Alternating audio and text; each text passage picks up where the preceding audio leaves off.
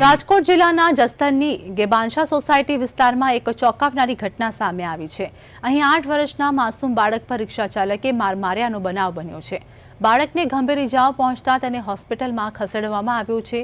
માહિતી મુજબ બાળક શેરીમાં રમતો હતો ત્યારે તેણે રિક્ષા પાસે લઘુશંકા કરી હતી। આ વાતનો ખાર રાખીને રિક્ષા ચાલક મહબૂબ મકવાણાએ બાળકને માર માર્યો હોવાનું સામે આવ્યું છે।